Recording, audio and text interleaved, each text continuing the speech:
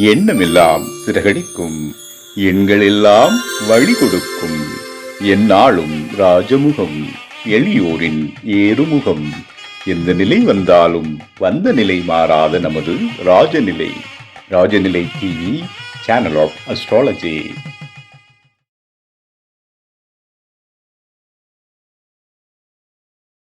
ஐயா, இப்போ பாத்தீங்கன்னா கிழக்கு வாசலும் வடக்கு வாசலும் மட்டும்தான் சிறப்பாங்கய்யா, இல்ல மற்ற 2 வாசல்களும் சிறப்பு தானா? வணக்கம். ராஜநிலை டிவி நேயர்கள் அனைவருக்கும் வணக்கம். இப்போ மிருதுளா மேடம் கேட்ட மாதிரி அநேகம் பேருடைய மனத்துல இந்த மாதிரியான சந்தேகங்கள் எழுந்து கொண்டு தான் இருக்குது. நம்ம ஊர்ல பொதுவாகவே வடக்கு வாசல் தான் சிறப்பு, கிழக்கு வாசல் மட்டும்தான் சிறப்பு, இந்த 2 மனைப்பிரிவுகளை மட்டும்தான் அதிகமான ஆட்கள் தேர்வு செஞ்சுட்டு இருக்கிறாங்க. ஆனா நாம் நடைமுறை சாத்தியத்துல பாத்தீங்கன்னா ஒரு மனைப்பிரிவுகளில் இந்த மாதிரி வடக்கையும் கிழக்கையும் மட்டும்தான் பிரிக்கிறாங்களா அப்படின்னு பார்த்தா அப்படி நடைமுறை சாத்தியத்துல இல்லை என்பது உங்களுக்கே புலப்படும்.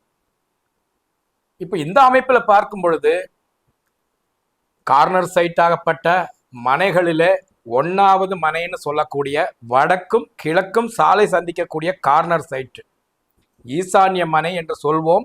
இது நாம் மனைகளிலே 1வது மனைன்னு சொல்லுவோம்.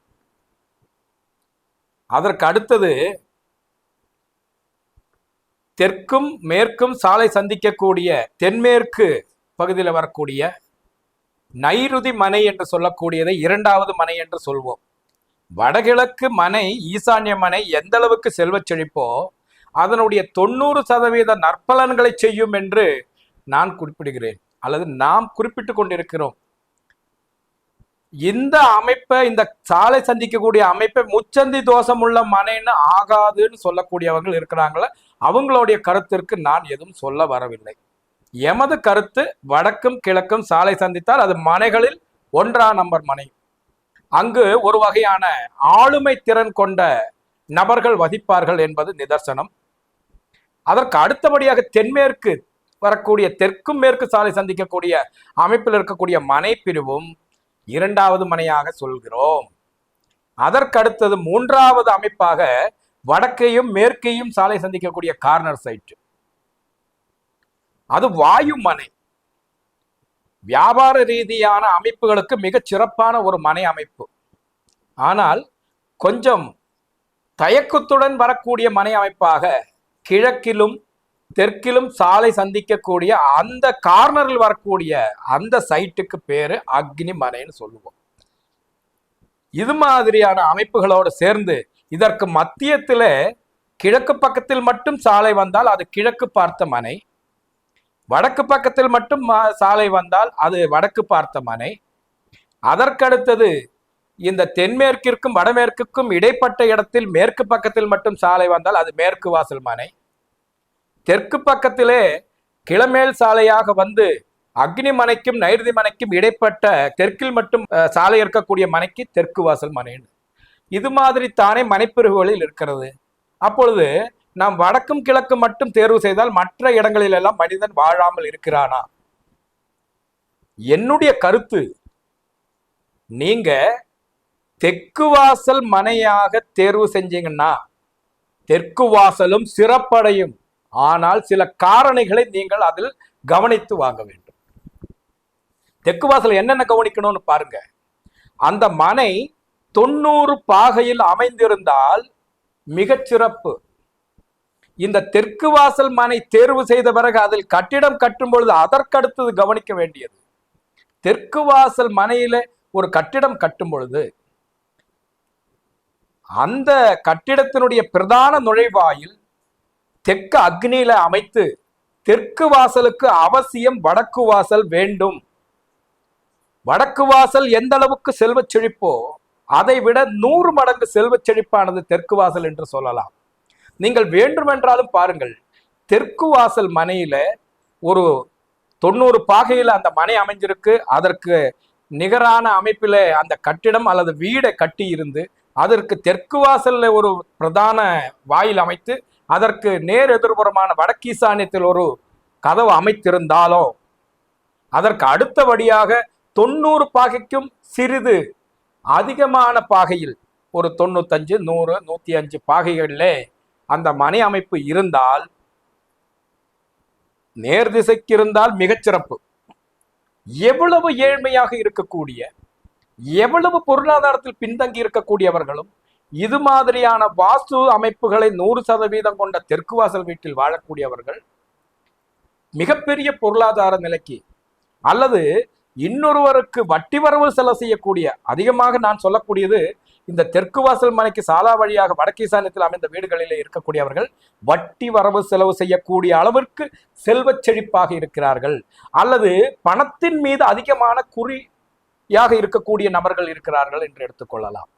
இந்த அமைப்பில தெற்கு வாசல் நேர் திசையிலோ அல்லது 90 பாகைக்கும் அதிகமான ஒரு 15 பாகை 20 பாகை வரையிலும் திரும்பி இருக்கக்கூடிய அமைப்புகளில மிகச் சிறப்பாக தெற்கு வாசல் அமையும் என்பதையும், அதற்கு அடுத்தது அந்த சிறப்பான வாஸ்து காரணிகளை எல்லாம் அமைத்து செய்தால் மட்டுமே இந்த அமைப்புகளை அனுபவிக்க முடியும் என்பதையும் கருத்தில் கொள்ள வேண்டும். இப்போ மேற்கு வாசல் வந்து எப்படி அமையுங்கிறத கொஞ்சம் உங்களோட கருத்தை சொல்லுங்க. தெற்கு வாசல் சிறப்பு அப்படின்றத போன பதிவில் பார்த்தோம்.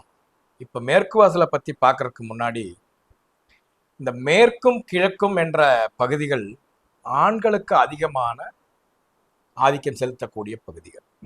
மேற்கு பகுதியாகப்பட்டது ஒரு மனிதனுடைய ஆயுள் என்று சொல்லக்கூடிய அமைப்பில், அல்லது தொழில்காரகன் என்று சொல்லக்கூடிய சனி பகவானுடைய ஆதிக்கம் நிறைந்த பகுதி. அதே போல கிழக்கு வாசலை எடுத்தீங்கன்னா ஒரு ஆணினுடைய வளர்ச்சிகளையும் சுகஸ்தானங்களையும் எல்லாம் சொல்லக்கூடிய அமைப்பாக கிழக்கு பகுதிக்கு சூரியன் என்ற கிரகத்தினுடைய ஆளுமை இருக்கக்கூடிய பகுதி. இப்போ மேற்கு வாசல் என்ற அமைப்பில் நாம் எடுக்கும்போது மேற்கு வாசலும் சிறப்படையும். அதற்கு சில காரணிகளை நாம பார்க்கணும். அது என்னென்ன அப்படின்னு பார்க்கும்போது, கிழக்கு வாசல் என்ற ஒரு அமைப்பு நாம் எந்த அளவிற்கு சிறப்புன்னு நம்ம நாட்டு மக்களுக்கு மனசுல பதிஞ்சிருக்கோ, இந்த கிழக்கு பக்கத்துல ஒரு வாசல் வந்தா அங்க தலைமகனுக்கும் குடும்ப தலைவனுக்கும் ரொம்ப சிறப்புகளை கொடுக்கும். இப்ப மேற்கு வாசல் ஆகப்பட்டது இந்த கிழக்கு ஈசான்யத்தினுடைய எதிர்புறமாகப்பட்ட பாதிக்கும் வடக்கு சார்ந்த பகுதியில வரக்கூடிய பகுதியில ஒரு வாசல் அமைச்சு ஒரு வீட்டை கட்டும்போது இரண்டாவது ஆண் வாரிசுக்கு மிகச் சிறப்புகளை கொடுக்கக்கூடிய அமைப்பிலும், தொழில் ஸ்தானம் என்று சொல்லக்கூடிய அமைப்பில வெளிநாடு தொடர்பான அல்லது கடல் கடந்து வணிகம் செய்யக்கூடிய அமைப்பில ஒரு நன்மைகளை எல்லாம் செய்யக்கூடிய, அல்லது வெளிநாட்டிலேயே வேலை தேடி போகக்கூடிய ஒரு அமைப்புகளை கொடுக்கக்கூடிய ஒரு வீடாகத்தான் இந்த மேற்கு வாசல் இருக்குதுன்றதா ஒண்ணு. ஆனா இந்த மேற்கு வாசல் வீடு இந்த தொழில் சிறப்பு, வெளிநாடு தொடர்பான உத்தியோகம், கடல் கடந்த வணிகம் எல்லாம் கிடைக்கணும் அப்படின்னா அந்த மனை 90 பாகையிலோ அல்லது 90க்கும் கொஞ்சம் குறைஞ்ச அமைப்புல இருக்கணும். இதுல எத்தனை பாகை வரைக்கும் திரும்பலாம் என்ற அந்த திசை முறிவுகளை எல்லாம் நாம் இதோட சேர்த்து சொல்லிட்டு இருந்தா கொஞ்சம் புலப்படாது. இவ்வளவு நேரம் நாம் பேசிக்கிட்டு இருந்த வாஸ்து சம்பந்தமான சில விஷயங்களும் ஒருவேளை சொல்லும் போதே சிலருக்கு சில குழப்ப நிலைகள் வரலாம். நேர் திசை 90 பாகை 360 டிகிரின்னெல்லாம் ஒரு சாதாரண ஜனங்களுக்கு புரியக்கூடிய தன்மையில சில சந்தேகங்கள் வரலாம். இது மாதிரியான சந்தேகங்களை வாஸ்து நேரலை நிகழ்ச்சிகளில் நீங்கள் தெரிந்து கொள்ளலாம். அந்த அமைப்பில மேற்கு வாசல் இந்த நேர் திசையில் அமைந்து மேற்கு வாசலுக்கு அவசியம் கிழக்க ஈசான்யத்துல ஒரு வாயில் அமைச்சு அந்த வீட்டை அமைச்சோம் அப்படின்னா, அங்க தலைமகனுக்கு மட்டும், கிழக்கு வாசல்னா தலைமகனுக்கு மட்டும்தான் சிறப்புகளை கொடுக்கும். ஆனா இந்த மேற்கு வாசல் கிழக்கு வாசல் வச்சு பண்ணக்கூடிய அமைப்புல அந்த வீடு 1வது வாரிசு 2வது வாரிசுக்கெல்லாம் சிறப்புகளை கொடுக்கக்கூடிய அமைப்புல தலைமகன் அரசாங்க அதிகாரியானா 2வது மகன் வெளிநாடு தொடர்பான வேலைகளுக்கு போவான். அப்படி இல்லையா உத்தியோகஸ்த வணிகம் செய்யறதா இருந்தா அவங்க எக்ஸ்போர்ட் பிசினஸ். இப்போ திருப்பூர்ல எல்லாம் அந்த மாதிரி மேற்கு வாசல் வீடு அதிகமா இருக்கும் போல் இருக்கு. ஆனால் தான் அங்க அந்நிய செலாவணி அதிகமாக ஈட்டக்கூடிய ஊராக அது இருக்குது.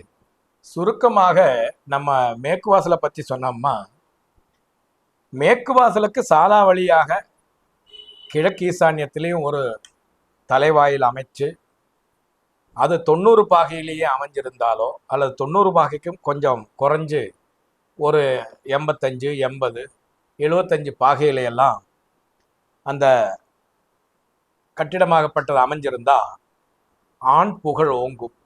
கடல் கடந்த வணிகம், வியாபார ரீதியான வளர்ச்சிகள் அமைப்பெல்லாம் இந்த மேற்கு வாசல்ல இருக்கும். அதிலும் தலைமகனுக்கும் சிறப்பு, இரண்டாவது ஆண்மகனுக்கும் சிறப்பை தரக்கூடிய ஒரு அமைப்பாக இருக்கும் என்பதை தான் கருத்தில் கொள்ளணும். இது மாதிரி மேற்கு வாசலில் இருக்கக்கூடிய ஆட்கள் வாஸ்து காரணிகள் மேற்கு வாசலாக இருந்தாலும் ஒரு காரணத்தாலும் மேற்கே அதிகமாக காலியிடம் வந்துடக்கூடாது. நீங்க எவ்வளவு காலியிடம் மேற்க விடுறீங்களோ அதுக்கு சிறிதளவேனும் அதிகமாக அமைப்பில் கிழக்கு காலியிடம் இருக்கணும் அந்த கட்டிடத்திற்கு.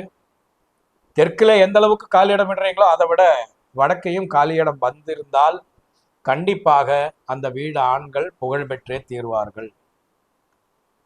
அப்போ கிழக்கு வாசல் வீடாகத்தான் இருக்கு. இப்ப மேற்கு வாசலுக்கு அவசியம் கிழக்கு வாசல் ஏன் வேணும் அப்படின்னு சொன்னீங்கன்னா, மேற்கு வாசல் ஜோதிட ரீதியாக சிலர் சொல்லலாம் அது சனி பகவானுடைய திசை, அங்கு ஏழ்மை தரித்திரம் இது மாதிரியான அமைப்புகள் தான் இருக்கும் அப்படின்றது.